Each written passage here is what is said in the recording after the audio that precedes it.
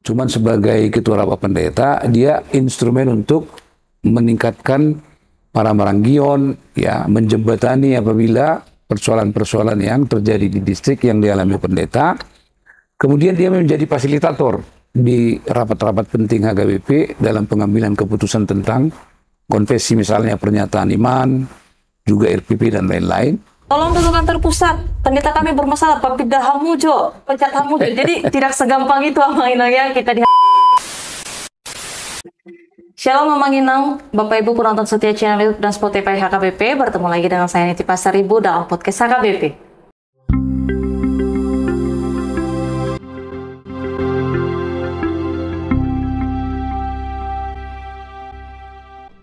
Oktober 2023 Bapak Ibu, HKBP akan melaksanakan sebuah agenda yang sangat besar, yaitu Rapat Hatopan HKBP. Apakah Rapat Hatopan HKBP ini? Atau yang sering kita dengar dengan Rapat Pendeta Hatopan HKBP, lebih tepatnya begitu. Apakah manfaatnya juga bagi HKBP? Bersama langsung dengan Ketua KRP HKBP, Amang Maulinus Siregar, langsung juga dari Pematang Siantar, kantor KRP, kita akan membahasnya. Halo Mang. Halo, salam semua teman-teman dan seluruh pegiat acara podcast HKBP melalui Biro Informasi. Selamat ketemu kembali. Iya, seperti yang Amang sapa tadi Mang, bertemu kembali. Amang kan sudah pernah juga di podcast HKBP Mang ya. Saya melihat videonya juga. Dalam podcast HKBP yang kemarin bersama rekan saya, calon pendeta Cynthia Pardede, Amang menjelaskan apa saja tugas-tugas dari KRP ya Amang. Nah, dalam kesempatan ini saya ingin bertanya pertama, Mang. Bagaimana sih seorang pendeta bisa terpilih menjadi KRP? Amang nih, Mang, kok bisa sih Amang pendeta Maulinus Siregar bisa jadi KRP HKBP gitu, Pak? Apa saja syarat yang harus dimiliki, Mang? Ya, sebenarnya sangat sederhana sekali ya. Syarat itu tidak begitu ketat. Yang penting telah melayani sebagai pendeta 20 tahun ya. Iya. Dan kemudian tentu dipilih oleh seluruh peserta rapat pendeta Hatopan. Dan dengan itulah mereka akan memberikan kesempatan kepada pendeta HKBP yang mereka anggap pantas untuk mereka dukung memimpin ketua rapat pendeta HKBP. Jadi sebenarnya sederhana saja ya syaratnya itu. Tidak begitu ketat dan tidak begitu banyak kualifikasi yang dituntut. Tapi standarnya jelas ya, Emang sudah melayani 20 tahun gitu Emang ya? Iya, sebagai pendeta itu mungkin satu ukuran waktu yang cukup menggambarkan bahwa pendeta yang dipilih tentu sudah punya tingkat senioritas ya untuk boleh memimpin para pendeta HKBP. Ya, di masa jabatan Abang ini Mang, ini periode tahun 2020... 2021 hingga 2025. 4 tahun Abang ya? 4 tahun ya. Begini Mang, mungkin banyak juga yang belum memiliki pemahaman yang baik tentang ketua rapat pendeta HKBP gitu Mang. Saya melihat sih dari video Mang tuh mengikuti undangan dari distrik-distrik ketika ada pendeta yang bermasalah dan lain sebagainya terkait juga dengan TLP begitu Mang ya. Iya. Yang menjadi pertanyaan saya Mang, bagaimana sih KRP bisa menjamin bahwa seluruh pendeta HKBP mengerjakan kuda tahunannya, Mang? Kalau menjamin tentu itu tugas yang hampir tidak mungkin saya kerjakan ya. Iya. Tetapi sebagai teman pendeta, sebagai sahabat, tentu kita dalam kesempatan-kesempatan yang sangat berharga, berdiskusi, menyemangati, dan mungkin memberikan pandangan-pandangan yang memberikan sebuah pesan kepada para pendeta supaya dalam tugas-tugasnya lebih fokus dan menjauhkan hal-hal yang tidak diinginkan terjadi dalam kehidupan pendeta. Karena kita tahu juga banyak juga pendeta yang menghadapi problem yang akhirnya harus dibicarakan di rapat pendeta distrik. Jadi sedapat mungkin kita berdiskusi secara terbuka dan persuasif, setidaknya memberikan masukan kepada mereka untuk fokus mengerjakan pekerjaannya, terutama tahunannya sebagai pendeta HKBP. Ya. Jadi pendekatannya persuasif emang ya? Tapi... Ya semestinya harus begitu ya, karena zaman kita sekarang tentu berbeda dengan paradigma masa lalu yang seringkali sangat instruktif ya. Ya. Senior itu selalu memerintah, ya selalu menganggap dirinya mungkin lebih daripada adiknya. Mungkin sekarang itu tidak begitu memiliki arti yang sangat baik bagi persahabatan pendeta, tapi mereka sama-sama saling berdiskusi, mengingatkan, menguatkan, dan itu tentu mungkin lebih efektif ya di tengah-tengah zaman kita sekarang yang sangat terbuka ya. Ya. Berarti dalam hal ini konsep Prahamaranggion di kalangan pendeta itu sangat berguna Mang ya, begitu ya Mang ya, karena pendekatan persuasif tadi. Sangat berguna sekali ya. Jadi kalau kita sedikit kembali ke kampus, ya dimanapun para pendeta itu studi teologi, tapi saya ambil contoh karena saya tamat dari SITE ini, ya pengalaman-pengalaman Prahamaranggion itu memang sangat penting ya. Bukan hanya ngumpul-ngumpul, tetapi juga mendorong adik-adik kita, misalnya yang baru masuk, yang menghadapi kesulitan dalam proses studi, arti seorang kakak atau abang, arti Prahamaranggion itu justru di situ ditampakkan, dihadirkan, sehingga kita tidak pernah membiarkan adik kita, misalnya mereka menghadapi kesulitan. Hanya segi-segi buruk memang ada juga. Kalau dulu ada mahasiswa yang dipukuli, padahal karena pacaran mungkin lebih diambil anak dari kampung itu, ya semua kita harus berangkat. Tapi lepas dari situ itulah kekompakan Prahamaranggion itu yang menurut saya sampai sekarang itu sangat kita perlukan ya, dimanapun kita melayani, tetap harus ditumbuh kembangkan hidup Prahamaranggion yang boleh saling menopang dan menguatkan. Ya. Kita meninggalkan konsep Prahamaranggion tadi ya Pak. Kita bergerak ke depan. Kita tahu bahwa pendeta ini adalah secara jabatan Mang. Ya. Ini adalah jabatan yang sangat lumayan memegang peran yang sangat penting, terutama gitu Mang ya, apalagi di tengah jemaat mengambil keputusan dan lain sebagainya begitu Mang. Kenyataan ini kita perhadapkan dengan program-program yang disediakan oleh pimpinan saat ini ya Mang, bahwa banyak gebrakan-gebrakan yang dikerjakan oleh pimpinan. Apakah KRP juga bekerja untuk meyakinkan setiap pendeta-pendeta, karena Amang sebagai ketua KRP tentunya Amang, apakah Amang juga bekerja turun ke bawah, mengingatkan pendeta-pendeta ini untuk boleh mendukung gebrakan-gebrakan yang dikerjakan oleh pimpinan saat ini Amang? Ya, setidaknya saya melakukan misalnya di tempat saya melayani ya, di resort saya dengan konsisten terus mendorong jemaat untuk ikut mendukung program sentralisasi, yang menurut saya adalah sebuah program yang sangat bagus, program yang sangat membumi, mengena dengan apa yang kita butuhkan saat ini. Apabila kita belajar dari sejarah masa lalu, ini selalu sering saya katakan karena saya juga anak pendeta. Opung saya sudah guru sending, dan keluarga-keluarga saya lainnya ada yang pendeta, ada yang guru jemaat. Jadi kita melihat gambaran buram yang dihadapi oleh para pelayan di masa lalu. Sekarang saya bergembira misalnya dalam 2 bulan terakhir ini saya akan keliling ya, menghadiri rapat pendeta distrik. Saya bertanya dengan teman-teman yang di Bonapasogit, yang di kampung daerah-daerah terpencil. Mereka sangat bergembira, mereka sungguh-sungguh sangat diberkati karena sentralisasi itu telah menolong mereka mendapatkan ya rasa keadilan. Jadi mereka juga ada bisa nyekolahin anak-anaknya. Saya pikir ini sebuah loncatan yang sangat besar.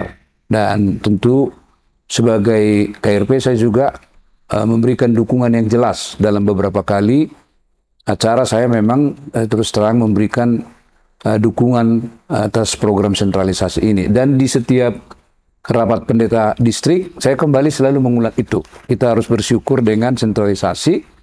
Sesungguhnya kita diberikan peluang yang luas untuk mengembangkan pelayanan kita dan mengembangkan Prahamaranggion. Karena Prahamaranggion itu juga harus mengandung unsur-unsur yang katakanlah hubungan timbal balik yang baik kan. Jangan mentang-mentang adiknya kalau makan bakmi masak dia terus, ini kan ganti-gantian. Sekarang sudah relatif lebih sejahtera. Jadi menurut saya ini harus didukung ya dengan masukan-masukan yang harus kita berikan kepada pimpinan kita ya. Setiap sebuah program agenda baru tentu tidak ada yang sempurna. Nah itu tugas kita untuk memberikan masukan kepada pimpinan kita, terutama kepada OPW Purus yang dari sejak awal begitu ngotot dan begitu konsisten dengan segala perjuangan yang berat, tidak kenal lelah, dan akhirnya program ini bisa berjalan dengan baik. Ya, jadi jabatan ketua rapat pendeta ini sebenarnya jabatan yang sangat sentral lah ya di HKBP. Bisa kita katakan begitu, karena bisa menyatukan pandangan begitu untuk mendukung program-program Hatopan gitu. Bisa dikatakan begitu, Mang ya? Sebenarnya kalau dikatakan jabatan yang sangat strategis tidak seperti itu ya, karena kita tahu sebenarnya jabatan-jabatan yang kita sebut strategis karena memiliki instrumen pengambilan keputusan adalah pimpinan kita yang 5 dengan preses. Cuman sebagai ketua rapat pendeta, dia instrumen untuk meningkatkan para maranggion, ya, menjembatani apabila persoalan-persoalan yang terjadi di distrik yang dialami pendeta. Kemudian dia menjadi fasilitator di rapat-rapat penting HKBP dalam pengambilan keputusan tentang konfesi, misalnya pernyataan iman, juga RPP dan lain-lain. Ya, beliaulah yang memfasilitasi, fasilitator, karena terus ada juga komisi-komisi lain yang bekerja untuk melakukan satu kegiatan yang berusaha untuk menjawab tantangan-tantangan HKBP ke depan. Ya. Nah, seperti yang Mang sampaikan Mang tadi bahwa KRP ini menghadiri undangan dari rapat pendeta distrik untuk membicarakan bersama apabila seorang pendeta sedang menghadapi masalah begitu, Mang. Pertanyaan saya begini, Mang. Apakah KRP memiliki wewenang untuk mengambil keputusan ketika seorang pendeta sedang menghadapi masalah? Atau apakah KRP boleh langsung menegur, memberi solusi, atau memberikan hukuman, misalnya seperti itu, Mang, kita sebut saja hukuman, tanpa melalui prosedur rapat pendeta distrik? Ya, di aturan gereja kita memang itu sudah ditegaskan. KRP menghadiri rapat pendeta distrik, termasuk apabila ada masalah-masalah yang dihadapi oleh pendeta kita. Tapi fungsi dan kedudukan KRP tentu bukan sebagai pemimpin dalam rapat itu. Dia hanya didengarkan masukan, pandangan-pandangan yang dianggap perlu. Tetapi pengambilan keputusan di rapat pendeta distrik adalah preses. Dan tentu seorang KRP tidak boleh mengintervensi, ya, dan mengambil keputusan yang akan justru merusak dan merugikan, ya, distrik itu, karena aturan-aturan yang menyangkut fungsi dari seorang KRP itu sudah dengan tegas secara eksplisit diatur di aturan-peraturan kita. Jadi tidak boleh, ya, KRP itu misalnya mengintervensi, dia tidak punya kedudukan untuk melakukan itu, tapi preses yang akan mengambil keputusan setelah mendengar juga KRP memberikan masukan dan pandangan. Ya, tapi misalnya begini, Mang, ada satu pendeta misalnya bermasalah di distrik 8 DKI Jakarta. Apakah boleh KRP memanggil pendeta tersebut untuk memperjelas bagaimana sebenarnya duduk masalahnya? Boleh nggak langsung seperti itu, Mang? Oh, itu tidak boleh. Jadi kita sebenarnya dengan penugasan Ephorus kepada preses, lalu preses memanggil KRP. Jadi sebenarnya aturan itu sangat bagus menurut saya, ya.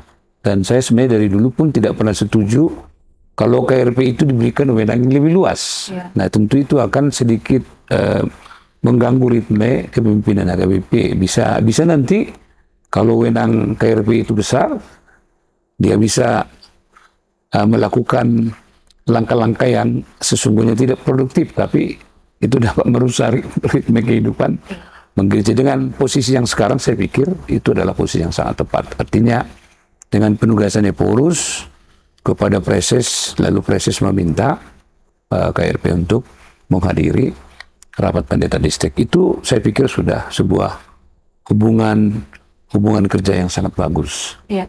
Jawaban Mang ini, Mang, sekaligus menjawab pertanyaan banyak teman-teman netizen nih, Mang. Di sosial media ada banyak sekali pesan-pesan yang disampaikan. Tolong dulu kantor pusat, pendeta kami bermasalah, papida hamujo, pecat hamujo. Jadi tidak segampang itu, Mang, ya. Kita di HKBP punya regulasi yang jelas dan ada aturan-aturan yang harus kita kerjakan. Bahkan KRP pun tidak boleh mengeluarkan keputusan atas pendeta, begitu, Mang, ya? Iya, betul, ya. Seperti yang saya sampaikan tadi, Mang, bahwa isu pendeta ini akhir-akhir ini agak sedang menjadi isu yang hangat diperbincangkan, Mang, terutama di sosial media. Kabarnya, begitu, Mang, ada banyak pendeta-pendeta yang menghadapi masalah, terlepas dari apapun masalahnya, begitu, Mang. Apa solusi konkret yang diberikan oleh KRP untuk pendeta-pendeta yang menghadapi masalah ini, Mang?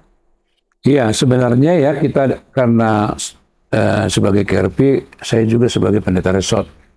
Dan saya adalah practitioner, ya, orang yang memang betul-betul dibesarkan di lapangan. Kalau belajar dari persoalan-persoalan pendeta, ya tentu tidak boleh kesalahan itu hanya ditimpakan kepada yang bersangkutan.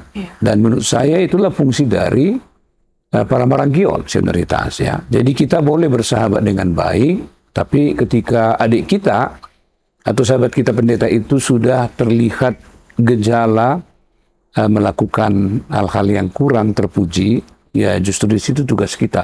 Jangan larut pula misalnya kan, mereka sama-sama, maaf misalnya contoh, udahlah enak kali yang mabuk ini, jadi mereka larut misalnya dibiarkan, saya pikir nggak boleh seperti itu. Atau sama-sama mabuk Mang. Sama-sama, ya akhirnya siapa yang mengingatkan ya. Jadi kejadian-kejadian yang kita lihat di lapangan, sebenarnya ya ada juga tanggung jawab kita sebagai senior, bahwa memang kita harus mengarahkan adik-adik kita ini, toh mereka juga belum memahami semua ya keadaan. Terlebih lagi, zaman kita sekarang memang sangat cepat berubah. Banyak dinamika yang tidak bisa dimengerti oleh mereka. Jadi perlu senior yang memiliki kepekaan dan perhatian yang cukup. Dan itulah yang sering kita sebut dengan istilah para marangkion itu, ya janganlah kita biarkan adik kita itu sampai rusak misalnya. Udah kita tahu, kita tidak melakukan upaya-upaya yang preventif, ya upaya-upaya penggembalaan, menolong dia ya. Jangan sampai sudah di rapat pendeta tinggal mengambil atau mengetok keputusan yang menyangkut hidup matinya tanda kutip pendeta ini. Jadi saya lebih setuju memang di masa lalu memang itu sangat tampak begitu terasa dalam hubungan senioritas dan junior misalnya ya. Jadi sekarang ini yang bergeser juga ya, kadang-kadang senior itu mungkin tidak cukup menggambarkan keteladanan dalam memberikan contoh ya kepada adik-adiknya, sehingga akhirnya mereka lepas kendali dan kemudian menghadapi masalah-masalah yang akhirnya dibicarakan di rapat pendeta distrik. Iya, Amang sudah menyinggung tentang senioritas tadi, bahwa senior juga memiliki tanggung jawab untuk menjadi teladan bagi juniornya, begitu Amang? Sebagai seorang senior Amang, sebagai seorang pendeta, nah saat ini juga Amang dipercaya sebagai ketua rapat pendeta HKBP. Kita tentu sangat menyayangkan Amang apabila di HKBP ini ada pendeta yang karena kesalahan yang sudah terbukti dia harus dipecat, begitu Amang. Ini tidak ada di skrip Amang, tapi saya sangat penasaran bagaimana tanggapan Amang sebagai ketua KRP melihat kenyataan bahwa ada pendeta yang harus dipecat.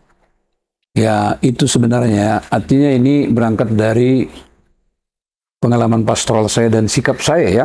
Sejak saya mahasiswa dan pendeta di lapangan, dan selalu dengan kolega-kolega adik-adik yang melayani bersama-sama dengan segala dinamikanya.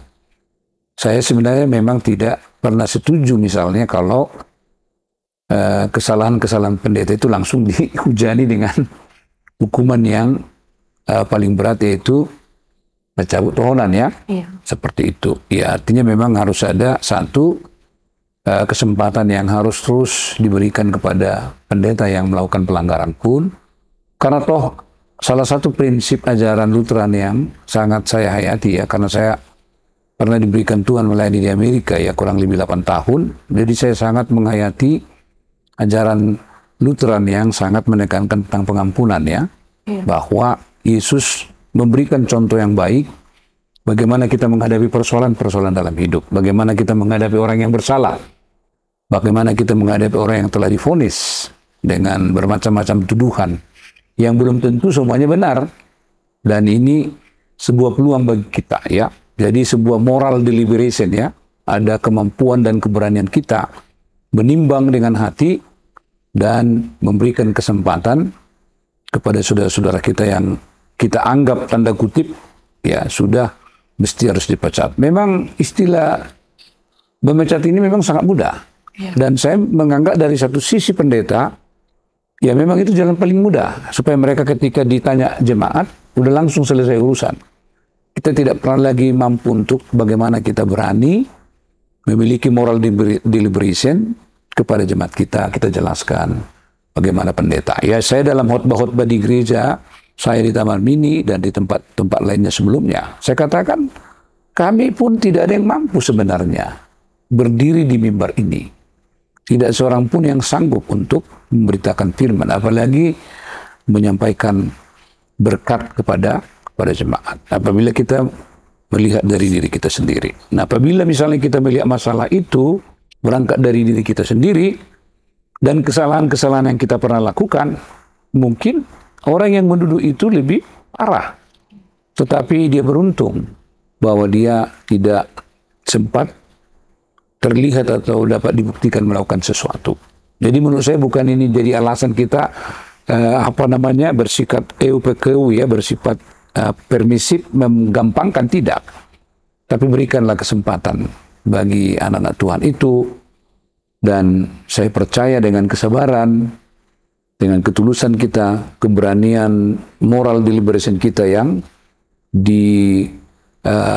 dirujuk pada ajaran-ajaran Lutheran yang sangat luar biasa, dan terutama tentu ajaran Yesus yang begitu membuka diri dan tangan dan hatinya untuk memberikan pengampunan kepada orang-orang berdosa yang dianggap paling hina sekalipun, tapi dia tetap memberikan peluang untuk dapat memberi kesempatan kepada yang bersangkutan. Memang ada ancaman yang tidak kecil bagi kita, terutama dari kalangan kita pendeta, ketika masalah itu sudah cepat tersebar di publik, ya memang biasanya mereka juga akan ikut larut dalam arus besar pemikiran jemaat itu. Adalah dipecat aja lah daripada susah-susah kita jawabnya, katanya kan kalau ditanya terus, ya kalau saya jelasin itu, siapa kita yang nggak berdosa silakan dulu. Saya pun sebagai pendeta kalian, bukannya saya nggak punya kekurangan, banyak, nggak mampu juga saya sebenarnya. Jadi bersyukurlah, Tuhan itu baik, dia begitu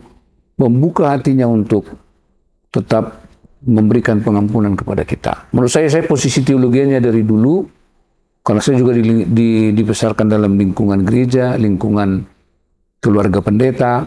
Dari sejak kecil saya tentu sudah darah saya ini udah darah durung-durung. Apapun menurut saya persoalan dihadapi pendeta, memang sebaiknya kita harus pertama dulu harus memberikan pembelaan kepada mereka, kemudian merunut dan mencari kekurangan-kekurangan apa. Karena banyak mungkin, ya. Kalau di luar negeri ini yang dituntut bukan yang bersangkutan. Yang dituntut sekolah teologinya. Gimana ini di sekolah teologi ini? Kok lahir seperti ini, misalnya contoh. Lalu kantor pusatnya. Ini bagaimana ini? LPP-nya ini selama 3 tahun. Bagaimana dididik? Kok lahir sosok pendeta seperti ini? Jadi tidak boleh kita timpakan kesalahan itu hanya kepada pribadinya seorang begitu. Pribadi seseorang. Menurut saya ini nggak fair. Dan sikap keterbukaan seperti ini, menurut saya mestinya haruslah menjiwai pendeta HKBP sehingga mereka tidak gampang hanya menyalahkan yang bersangkutan dan mengatakan, nah ini harus dipecat ini katanya. Ya, jadi menurut saya itu kita harus lebih membuka diri untuk melihat diri kita itu dari berbagai perspektif yang luas. Menurut saya itulah posisi teologi saya tentang pendeta-pendeta yang mengalami kesalahan pun, mari kita sambut mereka, kita rangkul mereka, baru kita melakukan percakapan yang baik. Apapun dosa-dosanya itu, beri dulu kesempatan bagi dia sehingga kita dapat menangkap apa sih pergumulan-pergumulan. Jangan-jangan bisa saja ada lembaga-lembaga tertentu yang membesarkan dan verifikasi kekurangannya itu. Mungkin udah tahu dia, dibiarin aja, biar aja dia mampus itu. Kalau mau mampus katanya kan, kita tidak pernah tahu. Jadi sifat kejujuran kita juga melihat persoalan itu, ya perlu juga mungkin ya, dalam konteks menghadapi masalah-masalah pendeta HKBP. Kalau saya boleh, saya boleh bertindak sebagai netizen, mewakili teman-teman netizen. Mungkin akan ada jawaban seperti ini, bahwa memahami ruas melakukan kesalahan di RPPH mu ke panditai. Bahwa mulut pandita salah dan boleh dipecat. Lalu kita, saya sangat setuju dengan pernyataan Amang tadi bahwa pendeta pun adalah manusia yang biasa, yang mungkin akan melakukan kesalahan begitu. Kemudian akan ada jawaban seperti ini, kalau kesalahannya yang pertama dimaafkan, lalu dia mengulangi kesalahannya, apakah akan harus dimaafkan lagi? Ya, tentu ada beberapa tahap yang harus tetap dievaluasi. Jadi saya juga ingin meluruskan ya kepada jemaat, artinya tidak ada tebang pilih. Iya. Pengenaan RPP untuk jemaat pun itu tidak sembarangan. Kalau kita membaca RPP dengan baik, ya cukup jelas ya, ada tangga-tangga ya, ada tahap-tahap, ada mekanisme ya. Dan saya belajar dari pengalaman-pengalaman dulu. Memang saya dalam pengalaman saya sebagai pendeta, ya pernah juga mengambil keputusan yang terlalu singkat ya. Tapi dari situ saya belajar dalam perjalanan kependetaan saya. Mungkin kalian percaya atau tidak nanti, sebuah keputusan RPP saya ambil setelah 1 tahun 3 bulan. Jadi kita betul-betul mendengar semua pihak, konsiderasinya cukup kuat, baru kita menerbitkan sebuah keputusan. Ketika kita melihat bahwa Parhalado dan oknum yang dituduh telah melakukan kesalahan, sudah siap untuk menerima hukuman itu. Jadi bukan tebang pilih sebenarnya, ya. Jadi kalau ada pendeta yang melakukan seperti itu, bahwa dia belum menyadari sikap profesional, yang sebenarnya sejak awal itu sangat ditekankan HKBP, itu sangat dianjurkan ya sikap profesional itu dalam mengambil keputusan. Jadi tidak sambil karena ruas ini langsung di apa namanya RPP dipecah, enggak dong ya, lihat dulu kan bisa peringatan, bisa ini ya kesalahan-kesalahan tertentu, jangan asal main pecat. Karena di RPP itu pun sangat tegas itu diingatkan pendeta, jangan karena emosi dan perasaan perasaan yang sangat marah sekali, ingin membalaskan, ya jangan seperti itu. Jadi kepada jemaat sebenarnya bukan perlakuan yang berbeda ya, tapi masing-masing proses itu. Memang yang membedakan, kalau persoalan itu menyangkut ruas, yang membicarakan memang Parhalado di tingkat lokal itu, dan tentu itu sangat cepat diketahui oleh jemaat. Tapi ketika kesalahan itu di pihak pendeta, sesuai dengan aturannya, harus dibicarakan pendeta itu. Nah, ketika itu dibicarakan oleh pendeta, tentu kan berbeda cara mereka memandang persoalan itu. Mungkin itu saja. Jadi maaflah kepada jemaat, bukan tebang pilih sebenarnya ya. Jadi pendeta juga sesungguhnya harus bersikap fair. Dia juga harus mempertimbangkan semua aspek dengan baik dalam mengambil keputusan. Saya pikir nggak tahu lah belakangan ini nggak ada lagi keputusan yang asal-asalan mungkin ya. Sudah belajar kita dari kejadian-kejadian di masa yang lalu. Iya, jadi yang mengenang di HKBP tidak ada yang namanya tebang pilih. Kalau ruas gampang di RPP kemudian pendeta tidak diberikan teguran. Ruas juga pelayan memiliki porsi masing-masing ya terkait pertanggungjawabannya atas kesalahan yang dilakukan. Saya akan lanjut Amang berbicara tentang rapat pendeta Hatopan di Oktober nanti. Tapi sebelumnya Amang, saya teringat bahwa di sosial media, kalau dari tadi saya ngomong sosial media Amang, karena kami yang mengelola sosial media Amang, begitu. Ada banyak sekali, kita sebut saja Amang, hujatan yang ditujukan jemaat kepada pendeta. Ada yang bilang pargabus depan di tahun, pangalang hepeng depan di tahun, dan banyak sekali hal-hal yang mungkin sebagai pendeta, calon pendeta yang masih muda, kami sangat miris Amang begitu. Sebagai seorang pendeta yang senior, juga Amang sebagai ketua KRP, apa yang ingin Amang sampaikan kepada jemaat-jemaat kita terkait hujatan-hujatan yang terlalu gampang disampaikan, juga kepada pendeta-pendeta yang mungkin ya memang melakukan sedikit kesalahan. Ya sebenarnya based on statistik, ya kita harus jujur, jumlah pendeta di era 80 ke bawah itu mungkin belum sampai 500 ya. Iya. Atau di era sebelumnya mungkin hanya 300. Pada masa orang tua saya pendeta masih 200. Iya. Artinya kita dapat mengkomparasi itu. Kemudian kultur yang dominan pada masa itu memang masih sangat menghargai apa yang kita sebut dengan penghormatan terhadap pendeta ya. Nah kalau sekarang kan berbeda. Di zaman open society sekarang, siapapun bisa berbicara. Yeah. Dan saya selalu mengatakan dalam rapat pendeta distrik, kita ini jangan jangan baper ya. Yeah. Pendeta harus siap menerima kritik. Saya selalu katakan itu.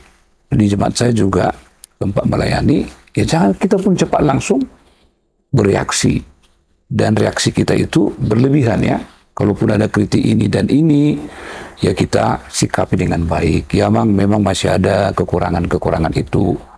Memang kami pendeta masih perlu membenahi diri. Tidak perlu dengan reaksi yang berlebihan ya. Dan itu tentu akan berbeda disikapi oleh jemaat yang bersangkutan. Kalau mereka melihat misalnya kita pun terbuka tetap, mereka tentu akan lebih memahami keadaan itu, dan mereka akan lebih memberikan kesempatan kepada kita untuk memperbaiki itu. Jadi saya pikir kesalahan-kesalahan sekarang ini adalah hal yang sangat biasa yang terjadi dimanapun. Ya, kalau kita misalnya melihat perbandingannya di negara-negara maju, ya jumlah kasus yang terjadi di negara-negara maju juga dahsyat sebenarnya ya.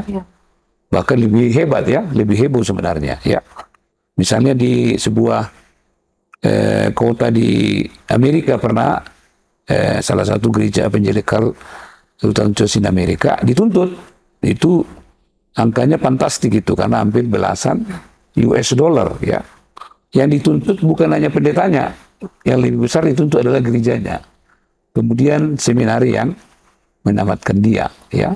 Jadi itu yang paling besar yang dituntut. Jadi sebenarnya di setiap tempat ya ada memang ya gejolak-gejolak yang dihadapi oleh para pendeta karena perubahan-perubahan ya pola pikir masyarakat kita, dan sistem nilai itu memang mengalami pergeseran-pergeseran ya, di mana memang orang lebih terbuka ya, misalnya seperti di media sosial. Kalau memang pendeta udah siap masuk ke situ, ya memang jantungnya harus dua, nggak boleh. Kalau nggak sanggup ya nggak usah, mendingan undur dulu. Ya. Tapi kalau udah dua, silakan. Tetapi dia harus menunjukkan diri sebagai pendeta. Jangan dia pula yang memancing perbedaan terus kan. Tetap harus bisa dengan hati yang sejuk ya, dengan sikap yang terbuka.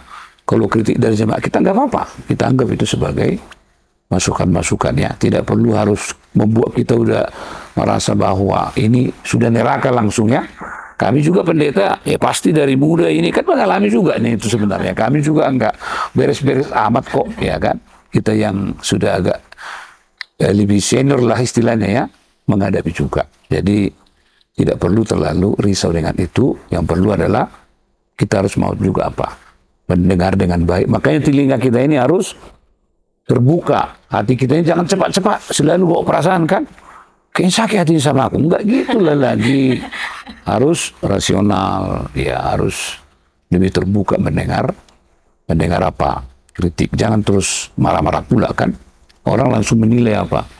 Bagaimana kita tingkat spiritualitas kita sebenarnya kan. Kalau marah-marah terus berarti itulah spiritualitasnya kan. Atau cepat tersinggung ya.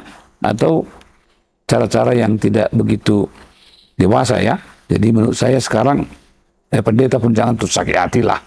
Dibilang kau mabuk aja kerjamu, kata enggak lah, aku yang kemarin itu pasurnya itu amang sekali keasikan, enak kali minuman tapi enggak kulang lagi amangnya. Itu aja kan dibutuhkan oleh jemaat kita sudah. Tapi kita rubah maksudnya kan, jangan lagi terbuka ya kan? Kalau dia udah kepingin harus minum bir misalnya 1-2 gelas, ya jangan di depan gereja itu, sembunyilah di saat dia apa di kamar kerjanya sana kak. Kalau toh sudah harus kepingin, tidak harus di depan. Jangan si panggalan pula buka pula bajunya kan, horoi mau minum katanya kan. Enggak, jangan kita lawan jemaat dengan masukannya, kita dengar ya. Tidak perlu harus bereaksi dengan hal-hal yang justru membuat kita dinilai sebagai pendeta yang tidak punya kedewasaan ya. Ini adalah pesan dari Ketua KRP ya Main. Kita akan beranjak tentang agenda besar HKBP, ya. Rapat Pendeta Hatopan, rapat Pendeta Hatopan yang akan dilaksanakan di bulan Oktober 2023 ya, Bang ya. Iya. Apakah ini bisa dikatakan bahwa ini adalah eventnya KRP atau KRP sebagai fasilitatornya, dan sejauh ini bagaimana persiapannya, Bang? Ini sebenarnya agenda pusat ya, bukan agenda KRP ya. Dan tentu sesuai dengan aturan KRP akan memimpin rapat itu. Tapi kalau kita lihat prosesnya ya, sejak beberapa bulan lalu Opui Forus kan sudah mengangkat kepanitiaan yang bekerja untuk mempersiapkan apa yang diperlukan dalam pelaksanaan rapat itu. Saya sendiri nggak langsung menangani itu. Oh iya. Ya karena ketua umum kan Amang Sekjen ya. Iya. Sebagai ketua umum, sekretaris umumnya ya memang sekretaris KRP. Ya, jadi mereka bekerja sama. Mereka mempersiapkan apa yang diperlukan dalam rapat itu. Jadi intinya rapat Pendeta Hatopan itu adalah agenda HKBP Itu bukan agendanya KRP. KRP. Hanya dalam tugas itu KRP diberikan kewenangan untuk memimpin rapat ya, memimpin rapat. Tapi bahan-bahan itu tentu bukan KRP yang menyiapkan, sudah disepakati, karena toh dalam kegiatan ini UPI Polus juga tetap ikut involve dalam rangka untuk memperlancar, termasuk kita lihat misalnya ya pembangunan Jitun Silangit yang sangat luar biasa. Menurut saya ini sebuah mujizat juga ya, bangunan yang dapat dipoles dengan cepat dalam durasi waktu yang sangat pendek. Dan minggu-minggu depan nanti Oktober ya, bagian dari untuk tempat rapat itu pendopo akan diresmikan, dan satu bagian lagi akan diresmikan menjelang rapat itu dimulai. Jadi menurut saya ini sebuah berkat ya bagi kita punya Polus yang punya tingkat nekat yang sangat tinggi ya. Meskipun waktunya sedikit tapi bisa dikejar dan bisa mencapai. Ini menurut saya perlu ditiru ya, bagaimana pola kerja beliau ya, speednya beliau begitu cepat ya. Memang nggak bisa kita ikuti, kita masih lari 80, beliau sudah lari 120 ya. Jadi ya bersyukurlah kita bahwa pusat terus mendukung untuk pelaksanaan penyediaan sarana dan prasarana untuk rapat. Jadi agenda HKBP ini ya, bukan agenda KRP ya. Iya, Amang. Meskipun ini adalah agenda atau Amang, saya harap Amang bersedia menjelaskan dan mengedukasi Amang Inang yang menonton yang mungkin belum mengerti apa sih rapat pendeta Hatopan, bagaimana pelaksanaannya, siapa saja pesertanya, berapa lama, durasinya berapa lama, bagaimana pelaksananya. Boleh Amang silakan. Ya, jadi Amang Inang ya, karena ini perlu untuk informasi, dan tentu setiap warga jemaat kita berhak ya untuk mendapatkan informasi yang lengkap. Jadi rapat pendeta Hatopan dimulai tanggal 16 hingga tanggal 20 ya, sesuai dengan agenda, dan tentu penyesuaian masih bisa terjadi dalam rapat itu ya. Artinya tanggalnya atau mungkin durasi waktunya bisa saja dipersingkat. Jadi sudah disusun ya draft ya, rundown acara oleh panitia. Nah, yang hadir dalam rapat itu adalah seluruh pendeta KBP. Ya, kurang lebih 2081 ya pendeta KBP. Dan diharapkan semua hadir pada acara rapat pendeta itu. Biasanya memang di rapat-rapat pendeta KBP acap kali juga diundang misalnya yang pensiun sebagai undangan, tentu dibatasi ya, dipilih mungkin, dan juga mungkin pendeta-pendeta praktek hanya sebagai peninjau ya, karena mereka belum dapat memberikan suara mereka. Nah, khusus tahun ini memang ada beberapa agenda yang sangat penting untuk diputuskan bersama-sama, dan itu sudah dibahas di rapat pendeta distrik, dan rapat pendeta distrik sudah memberikan rekomendasi dari masing-masing distrik, dan nanti di rapat pendeta itu diputuskan ya, termasuk penyeragaman pelayanan. Kita kemudian tidak cukup lagi mengembangkan pelayanan kita yang sifatnya hanya berbahasa Batak dan Indonesia, karena tahun depan kita kan tahun ekumeni inklusif. Gereja kita ini akan masuk dalam sebuah ranah hubungan yang baru bersama-sama dengan seluruh masyarakat ya, seluruh bangsa yang ada di dunia ini. Dan tentu sesuai dengan janji UPI Polus, sebenarnya dipersiapkan juga tenaga-tenaga yang handal nanti untuk dapat diberangkatkan dalam kegiatan-kegiatan ekumenis yang lebih luas. Dan kita bersyukur memang beberapa bulan terakhir ini kita mendapat good news ya, karena salah satu pendeta KBP telah dipilih ya menjadi sekretaris jenderal dari United Evangelical Mission, dan baru saja terpilih menjadi anggota konsil dan anggota satu komisi Bapak Kadep Koinonia ya, Bapak Pendeta Dr. Dional. Ini tentu sebuah prestasi yang sangat patut kita banggakan. Dan dalam rapat pendeta nanti ya, pendeta akan berkumpul ya, pembicara dari beberapa tempat diundang ya. Salah satu Profesor Grusen akan membawa ceramah tema, dan pendeta Dr. Andal Pasaribu akan membawa ceramah subtema, yaitu menghadirkan HKBP, menghadirkan kebaikan Allah bagi semua. Ini mungkin sangat penting ya. Sudah saatnya HKBP memiliki sebuah tanggung jawab yang besar, bagaimana kita menghadirkan kebaikan Allah bagi semua. Tapi bukan hanya untuk luar, kita juga kan, ya kita juga pendeta menghadirkan kebaikan lah. Di kantor, misalnya di kantor pusat, sesama satu biro, jangan pula bukan kebaikan Allah yang dihadirkan, tapi kebaikan Allah yang selama ini selalu diusili-usili temannya, sekarang harus saling menguatkan dan saling memberdayakan ya, kira-kira seperti itu. Nanti juga dibicarakan tentang beberapa keputusan-keputusan yang dihasilkan di rapat-rapat pendeta distrik ya. Jadi memang inti dari rapat pendeta HKBP memang biasa membicarakan tentang masalah-masalah teologi dan masalah-masalah dogma, termasuk juga liturgi. Nanti liturgi kita ya sebenarnya sudah diketuk kemarin ya, mungkin nanti ditegaskan lagi supaya segera untuk digunakan oleh semua warga HKBP dan para lado. Jadi banyak agenda-agenda yang harus dibicarakan, termasuk juga masalah TLP. Ya. Kita merasa selama ini memang TLP kita itu sudah terlalu kecil. Ya, penerima manfaat hanya 65 juta. Ya, kita bermimpi sih ya setidaknya bisa di atas 150 juta kalau iurannya itu dinaikkan, bukan lagi 50.000 ya misalnya, entah berapapun nanti diputuskan. Jadi pendeta yang pensiun setidaknya sudah dapat menerima manfaat TLP itu, jangan lagi 65 juta. Kan 65 juta beli apa-apa pun itu nggak cukup kan. Tapi udah 150 juta, ya udah bisa beli rumah Jokowi istilahnya itu kan. Jangan lagi pendeta, dapat lagi dana pensiunnya ya. Jadi enak gitu, happy lah pendeta itu kalau pensiun dan pelayan-pelayan lainnya. Jadi itulah nanti yang hadir di acara rapat pendeta Hatopan. Iya. Berarti agendanya bukan tiba-tiba muncul ketika rapat namanya, tapi sudah dibawa dari isu-isu yang sudah dibawa dari rapat pendeta distrik begitu namanya. Jadi masalah yang dipergumulkan distrik Dua Selindung juga dipergumulkan oleh distrik DKI Jakarta begitu namanya. Betul ya. Karena ada banyak pendapat begini Mang. Molo kami masalah kami, kalau kami sendiri udah memikiri, dan datang. Rupanya tidak seperti itu, Mang ya. Tidak seperti itu. Kita sama-sama mempergumulkan apapun masalah yang terjadi di HKBP begitu, Mang.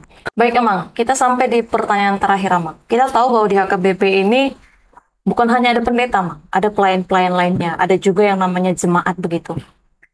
Apa kemudian manfaat yang akan dirasakan oleh pelayan lainnya, oleh jemaat sendiri, atas pelaksanaan rapat pendeta Hatopan ini, Mang?